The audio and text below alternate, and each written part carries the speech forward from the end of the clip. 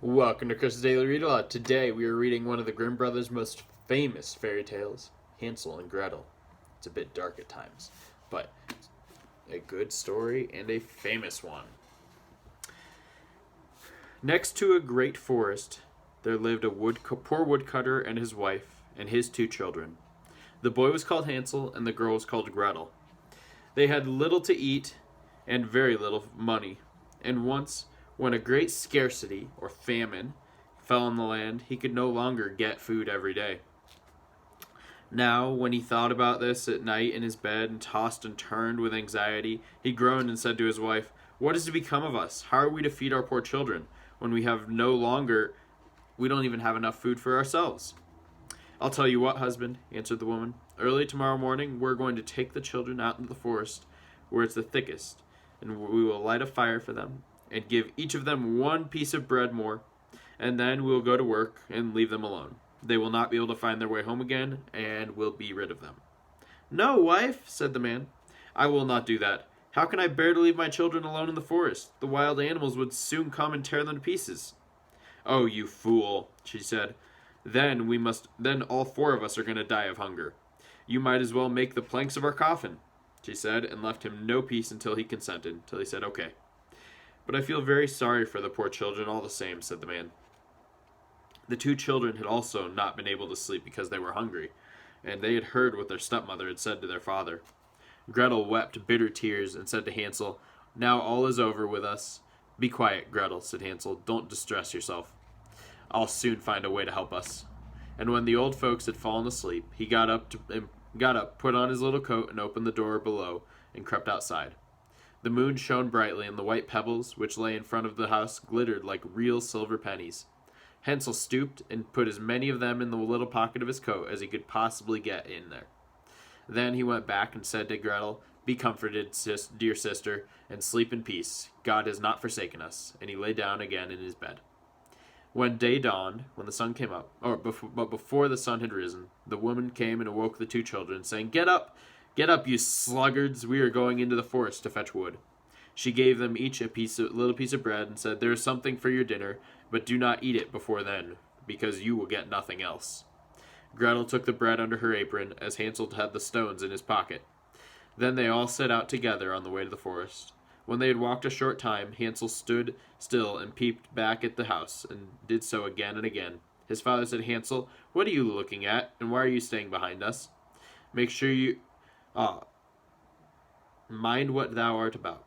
Make sure you know what you're doing, and don't forget how to use your legs." "Ah, father," said Hansel, "I'm looking at my little white cat, which is sitting on the roof and wants to say goodbye to me." The wife said, "Fool, that's not your little cat. It's the morning sun, which is always shining on the chimney." Hansel, however, had not been looking back at the cat, but had been constantly throwing one of the white pebbles out of his pocket onto the road. And when they reached the middle of the forest, the father said, "Now, children, pile up some wood, and I'll light a fire so that you will not be cold." Hansel and Gretel gathered brushwood together as high as a little hill. The brushwood was lighted, and then the flames were burning very high, the woman said, "Now, children, lay down by the fire and rest. We're going to go into the forest and cut some wood. When we're done, we'll come back and we'll fetch you. We'll get you." Hansel and Gretel sat by the fire, and when noon came, they ate a little piece of bread, and they heard the strokes of the wood axe that they believed was their father near. It was not, however, the axe. It was not, however, the axe. It was a branch which he'd fastened to a withered tree, which the wind was blowing backwards and forwards. So it was a branch hitting a tree. And as they had been sitting such a long time, their eyes shut with fatigue, and they fell fast asleep. When at last they woke up, it was already dark at night.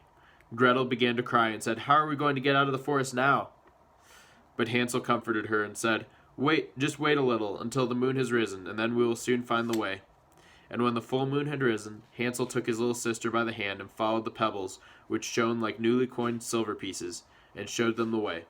They walked the whole night long, and by break of day, so when the sun was coming up, they were once again at their father's house. They knocked at the door, and the woman opened it and saw that it was Hansel and Gretel, and she said, "You naughty children, why have you slept so long in the forest? We thought you were never coming back at all." Their father, however, rejoiced, for it had cut him to the heart to leave them behind alone. Not long afterwards, there was once more great scarcity in all parts, meaning a famine, meaning there was no food anywhere. And the children heard their stepmother saying that night to their father, "Everything is eaten again, and we have one half loaf left. And after that, there is no food. The children have to go. We'll take them farther into the woods, so that this time they will not find their way out again. There's no other way to save ourselves." The man's heart was heavy, and he thought it would be better for you to share the last mouthful with your children. The woman, however, would not listen to anything he had to say, but scolded and reproached him. He who says A must say B. Likewise, since he had already given in once, he gave in again, and agreed to the plan. The children, however, were still awake and had heard the conversation again. When the old folks were asleep, Hansel got up and wanted to go outside to pick up pebbles as he had done before, but the woman had locked the door and Hansel could not get out. Nevertheless, he comforted his little sister and said, "Don't cry, Gretel. Go to sleep quietly." Early in the morning, when the woman came and took the children out of their beds, their bit of bread was given to them, but it was smaller than the last time still. On the way to the forest, Hansel crumbled his in his pocket, and often stood still and threw a little bit on the ground. "Hansel, why do you keep stopping and looking around?" said his father. "Go on." "I'm looking back at my little pigeon which is sitting on the roof and wants to say goodbye to me," answered Hansel. "Simpleton," said the woman. "That's not your pigeon.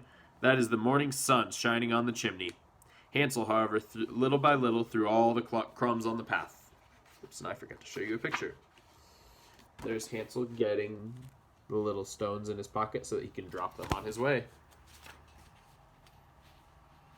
The woman led the children still deeper into the forest, where they had never in their lives been before. Then a great fire was made, and the stepmother said, "Just sit there, you children, and when you are tired, you may sleep a little bit.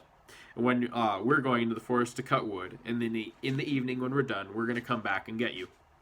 When it was noon, Gretel shared her piece of bread with Hansel, who had scattered his by the way. Then they fell asleep, and evening came and went, but no one came to get the poor children. They didn't wake up until it was dark at night, and Hansel comforted his little sister and said, "Just wait, Gretel, until the moon rises, and then we'll see the crumbs of bread which I threw, and they will show us our way home again." When the moon came out, they found no crumbs, because many thousands of birds which fly through the woods and fields had picked them all up. Hansel said to Gretel, "We'll soon find our way out," but they did not. They walked the whole night and all the next day, from morning until evening, but they didn't get out of the forest, and they were very, very hungry, for they'd had nothing to eat but 2 or 3 berries which grew on the ground.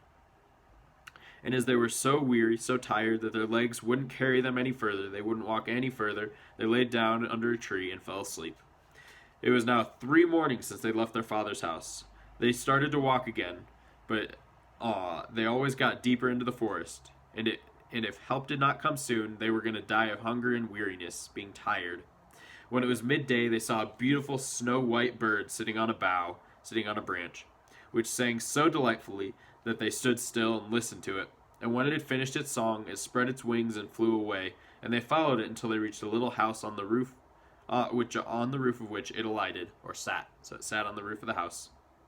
And when they came to the little house, they saw that it was built of bread and covered with cakes, but that the windows were of clear sugar. "We'll set to work on that," said Hansel, "and have a good meal. I'll eat a bit of the roof, and you, Gretel, can eat some of the window. It'll taste sweet." Hansel reached up and broke off a little of the roof to try how it tasted, and Gretel leaned against the window and nibbled at the panes. Then a soft voice cried from the room, "Nibble, nibble, gnaw, who is nibbling at my little house?" The children answered, "The wind, the heaven-born wind," and went on eating without disturbing themselves. So imagine a giant gingerbread house you found in the middle of the forest. Hansel, who thought the roof tasted very nice, tore down a great piece of it, and Gretel pushed out the whole of one round window pane and sat down and enjoyed herself with it. Suddenly the door opened, and a very, very old woman, who supported herself on crutches, came creeping out. Hansel and Gretel were so terribly frightened that they let fall what they had in their hands. So they dropped what they had in their hands. The old woman, however, nodded her head and said, "Oh, dear children, who has brought you here? Do come in and stay with me. Nothing bad's going to happen to you. What do you think?" She took them both by the hand and led them into their little house. Then good food was set before them, milk, pancakes with sugar, apples, and nuts. Afterwards, 2 pretty little beds were covered with clean white linen, so clean sheets, and Hansel and Gretel lay down in them and thought they were in heaven. The old woman had only pretended to be so kind. She was in reality a wicked witch who lay in wait for children, but had only built the little house of bread in order to entice them there, to trick them. When a child fell into her power, she killed it, cooked it, and ate it. And that was a feast day for her. Witches have red eyes and cannot see far, but they have a keen scent like beasts, and are aware when human beings get close. When Hansel and Gretel came into her neighborhood, she laughed maliciously and said, "I have them, they will not escape me." Early in the morning, before the children were awake, she was already up, and when she saw them both sleeping and looking so pretty with their plump red cheeks, she muttered to herself, "That will be a dainty mouthful." Then she seized Hansel with her shriveled hand, carried him into a little stable, and shut him in with a grated door. He might scream as he liked, but that was of no use. Then she went to Gretel, and shook her until she woke up, and cried, "Get up, lazy thing, fetch some water, and cook something for your good brother to eat. He's in the stable outside, and is going to be made fat. And when he is fat, I will eat him." Gretel began to weep bitterly, but it was all in vain. She was forced to do what the wicked witch ordered her to do. And now the best food was cooked for poor Hansel, but Gretel got nothing but crab shells. So no good food, nothing she could eat. Every morning the woman crept to the little stable and cried, "Hansel, stretch out thy finger, that I may feel it. Thou wilt soon be fat." "You will soon be fat." Hansel, however, stretched out a little bone to her, and the old woman, who had dim eyes could not see it, thought it was Hansel's finger, and astonished that there was no way of fattening him. When 4 weeks had gone by, and Hansel still was thin, she was seized with impatience and would not wait any longer. "Gretel," she said to the girl, "be active and bring some water. Let Hansel be fat or lean. Tomorrow I will kill him and cook him. Doesn't matter if he's fat or skinny." Ah, how the poor little sister did cry when she had to fetch the water, and how her tears flowed down her cheeks. If the beasts in the forest had but devoured us, if only the animals in the forest had eaten us, we would have died together then, at least. "Just keep your noise to yourself," said the old woman. "All that won't help you at all." Early in the morning, Gretel had to go out and hang up the cauldron with the water and light the fire. "We'll bake first," said the old woman. I've already heated the oven and kneaded the dough." So kneading the dough is doing that with the dough before you make the bread. She pushed Gretel out to the oven, from which the flames of fire were already darting up. "Creep in," said the witch, "and see if it's properly hot, so that way we can shut the bread in." And once Gretel was inside, she intended to shut the oven and let her bake in it, and then she would eat her too. But Gretel saw what she was thinking and said, "I don't know how I am going to do it. How do you get in?" "Silly goose," said the old woman. "The door's big enough. Just look, you can get it. I can get in myself." And the old woman crept into the oven or thrust her head into the oven. Then Gretel gave her a push that shoved her farther into the oven, and she shut the door and locked it. Oh, then she began to hear quite a horrible howl, but Gretel ran away. She ran like lightning to let Hansel out of his stable. "Hansel, we're saved. The old witch is dead," she said. Then Hansel sprang out of the cage like a bird when the door was opened. They were so happy, and they hugged each other and danced around and gave each other kisses on the cheek. And as they no longer had anything to fear from the witch, they went into the witch's house. And in every corner they found chests of pearls and jewels and gold.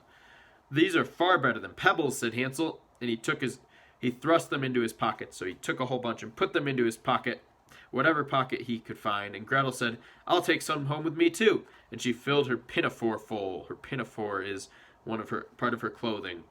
"But now we will go away," said Hansel, "so that we can get out of the witch's forest."